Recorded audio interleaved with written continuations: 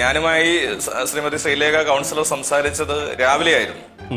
അത് പിറ്റേ ദിവസമാണ് ഇത് പുറത്തേക്ക് വരുന്നത്. അപ്പൊ ഞാൻ മനസ്സിലാക്കുന്നത് അവരുടെ തന്നെ കേന്ദ്രങ്ങളിൽ നിന്നും ഇത് പുറത്തു പോയതാവാനാണ് വഴി. ഏതോ ഓൺലൈൻ മാധ്യമത്തിൽ ഇത് റിപ്പോർട്ട് ചെയ്യപ്പെടുകയും പിന്നീട് മാധ്യമങ്ങൾ വന്ന് പ്രതികരണം ആരായുകയാണ് ചെയ്തത്. ഈ അറിവ് എവിടുന്ന് കിട്ടി? പത്രത്തിൽ നിന്ന് അടിച്ചു മാറ്റിയതാ. MLA-ക്കെതിരെ വ്യാജമായിട്ടുള്ള ആരോപണങ്ങൾ ഉന്നയിക്കാൻ വേണ്ടി ശ്രമിക്കുന്നത് ആരാ? 25,000 രൂപയോളം അലവൻസ് വാങ്ങിയിട്ട് 820 രൂപ മാത്രം വാടക കൊടുത്തു എന്ന് പ്രചരിപ്പിക്കുന്നവരാരാ? എല്ലാവരോടും എനിക്കൊന്നേ പറയാനുള്ളൂ, ഇതൊരു മഹാസംഭവമാണ്. ബാക്കി കുടിശ്ശിക ഇന്നലെ അടച്ചു എന്നുള്ള മട്ടിലൊക്കെ ഉണ്ട്, അങ്ങനെയാണോ? അല്ല, 2-3 മാസത്തെ കുടിശ്ശിക ഉണ്ടായിരുന്നു, അതടച്ചു. ഇന്നലെ അടച്ചു. ഞാൻ പറഞ്ഞല്ലോ, കഴിഞ്ഞ 7 വർഷമായിട്ട് ഞങ്ങളോട് പ്രവർത്തിക്കുകയല്ലേ. 2-3 മാസത്തെ കുടിശ്ശിക ഉണ്ടായിരുന്നു, അതും അടക്കുകയുണ്ടായി. അല്ലെങ്കിൽ പിള്ളേച്ചൻ നുണ പറയുന്നതായിരിക്കും. നിയമപരമായി നഗരസഭയുടെ അനുമതിയോടുകൂടി നിശ്ചയിക്കപ്പെട്ട വാടക അടച്ചിരിക്കുന്ന ഒരാളിനെ ഒഴിവാക്കി സൗകര്യം ഉണ്ടാക്കണം എന്ന് പറയുന്നതിലെ അനൗചിത്യമാണ് ഞങ്ങൾ ചോദ്യം ചെയ്തത്. അല്ലാത്ത പക്ഷം അവിടെ ഒരു സ്വാഭാവിക അസൗകര്യം ഇല്ല. സ്വാഭാവിക അസൗകര്യം ഇല്ലെന്നാണ് ഞാൻ മനസ്സിലാക്കുന്നത്. പുറത്തു നോക്കിയാൽ ചെറുതാണെങ്കിലും അകത്തു നോക്കിയാൽ പുറം വിശാലമാണ്.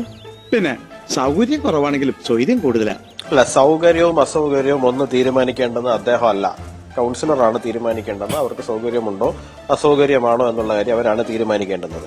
ഇപ്പോൾ MLA ചിലപ്പോൾ പറയുമായിരിക്കും കൗൺസിലർ ആ ബാത്റൂമിനകത്ത് ചടഞ്ഞുകൂടി ഞെരുന്നാൽ മതി എന്നുള്ള കാര്യം. അതാണ് ധാർഷ്ട്യം. അല്ലാണ്ട് എനിക്കിവിടെ ഇരിക്കാൻ ബുദ്ധിമുട്ടുണ്ട് എന്ന് മാന്യമായി അറിയിക്കുന്നതിനെയല്ല നമ്മൾ ധാർഷ്ട്യം എന്ന് പറയുന്നത്.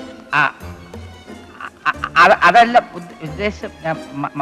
ഞാൻ ഇവിടെ വന്നിരിക്കും, ഇതിൻ കട്ടളായി ശാസനം എന്നൊന്നും പറയുകയല്ല ചെയ്തത്. പകരം എന്താണ് പറഞ്ഞത്, MLA അവിടെ പ്രവർത്തിച്ചോളൂ, എനിക്കിവിടെ ഇരുന്നേ പറ്റൂ, എനിക്ക് പോയി ഇരിക്കാൻ മറ്റൊരു സ്ഥലമില്ല, അതുകൊണ്ട് ഞാൻ ഇവിടെ ഇരിക്കും എന്ന് പറയുകയാണ് ചെയ്തത്.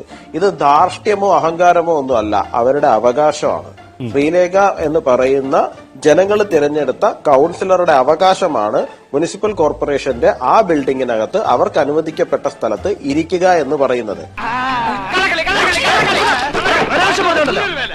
അവിടെ കൗൺസിലില് ഇടതുപക്ഷത്തിനുണ്ടായിരുന്ന അധികാരം ഉപയോഗിച്ചുകൊണ്ട് ശാസ്തമംഗലം പോലെ സ്ക്വയർ ഫീറ്റിന് 1000 അല്ലെങ്കിൽ 100 രൂപ സ്ക്വയർ ഫീറ്റിന് വാടക വരുന്ന ഒരു സ്ഥലത്ത് 350 സ്ക്വയർ ഫീറ്റ് സ്ഥലം വെറും 872 രൂപയ്ക്ക് എഴുതിയെടുത്തിട്ട് അവിടെ ഇരിക്കുകയും അതിൽ തന്നെ കുടിശ്ശിക വരുത്തുകയും അത് പിന്നീട് വിവാദമാകുമ്പോൾ അതെല്ലാം കൂടി ഓടിപ്പിടിച്ചടക്കി, അതൊക്കെ ചിലപ്പോൾ സംഭവിക്കുമായിരിക്കും, ഓരോരുത്തരുടെ സാമ്പത്തിക സ്ഥിതി പോലെ ഇരിക്കും. എന്നാലും ഞാൻ പറഞ്ഞു വരുന്നതെന്ന് പറഞ്ഞു കഴിഞ്ഞാല് ഇതിനെയാണ് നമ്മൾ ധാർഷ്ട്യം എന്ന് പറയുന്നത്.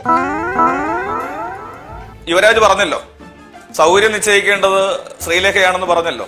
അപ്പൊ എനിക്ക് ആ സ്വാതന്ത്ര്യം ഇല്ലേ? MLA എന്ന നിലയിൽ എന്റെ മണ്ഡലത്തിൽ എവിടെ ഓഫീസ് വേണമെന്ന് നിശ്ചയിക്കാനുള്ള സ്വാതന്ത്ര്യം എനിക്കില്ലേ? Dear members, I am secretary of this Netaji Club. Any member shouting is a very nonsense. ഈ പറയുന്ന കൗൺസിലർക്ക് ഇത്രയും തുക വരില്ലെങ്കിലും നഗരസഭ കൊടുക്കുന്നുണ്ടല്ലോ. ഞാൻ മേയറായിരിക്കുന്ന സമയത്താണ്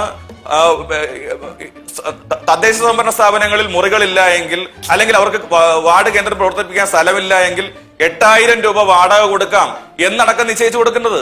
അപ്പൊ ഇത്തരം കാര്യങ്ങൾ ചെയ്ത മുൻ മേയർ കൂടിയായ ഒരാളോട് ഈ നിലയിൽ ഇടപെട്ടത് ശരിയായില്ല എന്നുള്ളൊരു കാര്യമാണ് മാധ്യമങ്ങളോട് ഞാൻ ഉന്നയിച്ചത്. മേലിൽ ഇത് ആവർത്തിച്ചാൽ ഞാൻ ഇത് ഇടിച്ചു പൊളിച്ച് തീയിലിടും. അപ്പൊ പിന്നെ നീയൊക്കെ എവിടെ പോയിരുന്നു കൂവും എന്നെനിക്കൊന്ന് കാണണം. ഒരു പണക്കാരനെ ബഹുമാനിക്കാൻ ശീലിക്കണം, ബഹുമാനിക്കാൻ ശീലിക്കണം. MLA കുറച്ചു നേരത്തെ ചോദിക്കുന്നുണ്ടായിരുന്നു, എന്താണ് എന്റെ സൗകര്യമല്ലേ ഞാൻ ഇവിടെ ഇരിക്കുന്നത്, എന്റെ സൗകര്യം നോക്കണ്ടേന്ന്. സൗകര്യം നോക്കണ്ട എന്ന് മാഡം എപ്പോഴെങ്കിലും VK പ്രശാന്തനോട് പറഞ്ഞിരുന്നോ? ഇല്ലല്ലോ.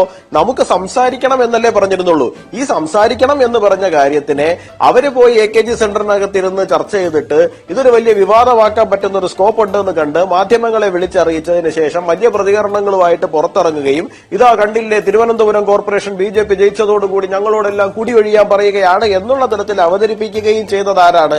ഇത് തീർച്ചയായിട്ടും ഇടതുപക്ഷത്തിന്റെ കൃത്യമായിട്ടുള്ള ഒരു രാഷ്ട്രീയ ഗെയിമാണ് അവിടെ നടന്നിരിക്കുന്നത്. അതിനകത്ത് അതിന്റെ അപ്പുറത്തേക്ക് യാതൊന്നും തന്നെ ഇല്ല.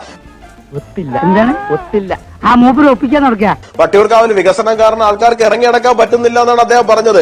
അദ്ദേഹത്തിന്റെ വികസനത്തിന്റെ ഒരു ഗുണവും കൂടിയാണ് ഇത്തവണ വട്ടിയൂർക്കാവ് നിയമസഭാ മണ്ഡലത്തിനകത്ത് ലോക്കൽ ബോഡി തെരഞ്ഞെടുപ്പ് കഴിയുമ്പോൾ BJP ലീഡ് ചെയ്യുന്ന സാഹചര്യം ഉണ്ടായിട്ടുണ്ടെന്നുണ്ടെങ്കിൽ അത് അദ്ദേഹത്തിന്റെയും കൂടി വികസനത്തിന്റെ നേട്ടമാണെന്നാണ് എനിക്ക് പറയാനുള്ളത്. അവിടെ CPM-ന്റെ അവസ്ഥ എന്താ? എനിക്ക് തോന്നുന്നു കോൺഗ്രസിനേക്കാളും പുറകിൽ 3-ാം സ്ഥാനത്താണെന്നാണ് തോന്നുന്നത്. സീറ്റിന്റെ എണ്ണം നോക്കുകയാണെന്നുണ്ടെങ്കിൽ പലയിടത്തും അവരില്ല. വന്ദേ മാതരം, വന്ദേ മോള് വിധവയാവുന്ന തോന്നുന്നു. വന്ദേ മാതരം. ഓ